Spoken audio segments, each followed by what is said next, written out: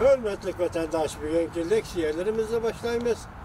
Leksiyelisi hazırız, Washington'dan sözleyimiz. Bugünkü mavzularımız da hürmetli vatandaş. Çünkü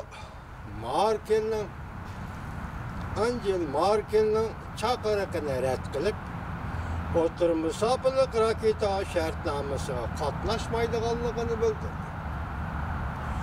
Mavzuda xəbər 2-ci ayının 17-ci günü Amerika Avazda Xitay proqramımızla xəbər bundaq başlar. Washington həftənin 6-cı günü 2-ci ayının 15-ci günü Münxen Xalqara Bexətərlik yığınında Cungo Devlet Məhkəməsinin əzası Yang Jiechi bundaq dedi. Cungo oturmusapılıq raketa şərtnaməsini köp mənbələşdirişkə qarışdırdı. Həm hərbi təyərliklər müsabiqəsinin çəkləş kelişimigə Cungo'nu elib kirişkimi qarışdırdı. Bundan buran Germaniya vəziri Angela Merkel Münxen Bexətərlik yığınında Cungo'nu xalqaro harbiy tayyorliklarni tizginlash suhbatiga qatnashtirishga chaqiriq qilgan edi. Angela Merkel mundaq ko'rsatdi. Askariy qismlarni qisqartish biz ko'pchilik hammamiz ko'ngil bo'ladigan masala.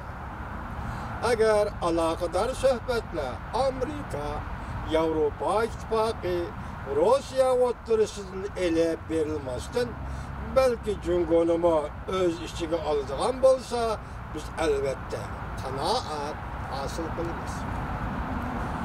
Cungo Kompartiya Markaziy komiteti siyosiy byuroning a'zosi Yang Jiechi ifoda bildirib, Cungo'ning maydonini qayta sharhladi. O mundaq dedi.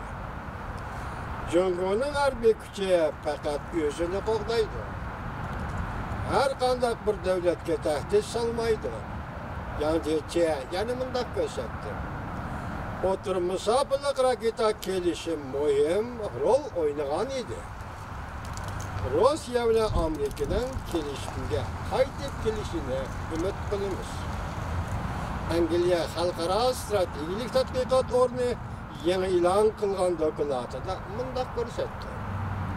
Agar Cungo ham oturmusapılıq raketa şərtnaməsi imzalaydigan devletler qatarıga kirsə,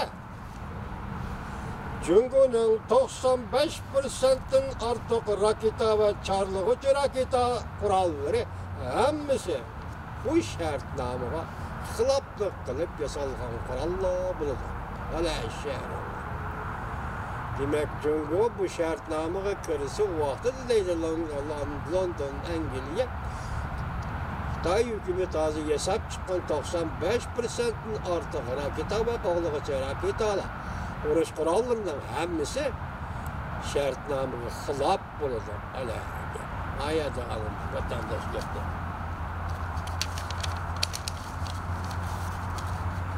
Xilaflıq qılğan qatağa kirgizildi. Amerika Qo'shma Shtatlar Davlat Majlisi İqtisod ve Bexatarlik Komiteti 1-ci ayının 28-ci günü doklad e'lon qilib mundaq ko'rsatgan edi.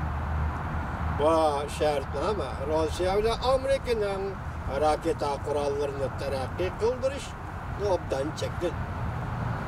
Lekin şərtnaməni cheklamasiga uchramaydigan Cungo o'zining raketa qurollarini tezlik bilan taraqqiy qildira oladi.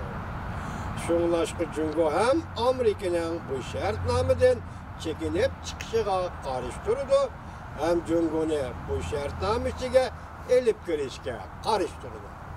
Bu Amerika Kongresi, Amerika Devlet Meclisi'nin qarmağıdaki Cungo Devlet Bexatarlik ve İqtisod Komiteti'nin dokladida ko'rsatilgan bir abzas. Amerika Qo'shma Shtatlari o'tgan oyda sovuq munosabatlar urushi oxirlashgandan keyin xalqaro jamiyatda birinchi bo'lib oturmusapılıq raketa qurolları şərtnaməsi imzalagan edi.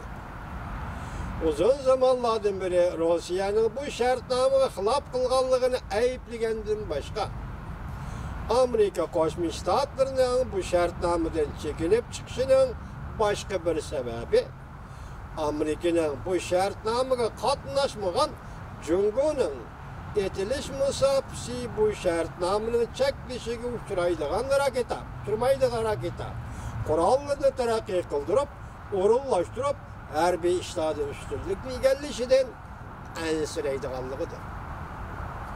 Cumhur demek harekete kuralları işlep çıkıdı, eğer bir şartnamenin çekilmesi uçurmuşsa, o uzun musafılık ve otur musafılık harekete alan işlep çıkarıyordu. Fakat bir yerde Rusya, Amerika'nın çekildiği şartnameyle, Amerika, Rusya'nın çektiği şartname. Cumhur bunu taşıyında kalır. Dünyada başındaki ben takıldı ki ne dostları. Mağun Prezident Pence, München Halkara Bexatarlik yığınında Huawei şirketiga agahlandırış verdi. Yeni mavzu. 2. ayının 16. günü Amerika Avaz ilan kılın. Bu haber Amerika Avaz ilan kılın. Amerika Koşmuş Ştatlarının Mağun Prezident Pence şembe günü İttifaktaş devletlerinin Huawei şirketinin 5. evlat pen texnik kuruluşu planını elip gelgen tehditke takabül duruş kaydakçılık kıldı. Mağun Prezident Pence München Bexatarlik yığınında mındak görsetti. Huawei ve Cumhur'un başka şirketleri peyda kılgan bexatarlik tehdidi meselesi de Amerika izcil halde ittifaktaş devletleri üzerine meydanını bildirip geldi. Mağun Prezident Pence München Bexatarlik yığınında mındak görsetti.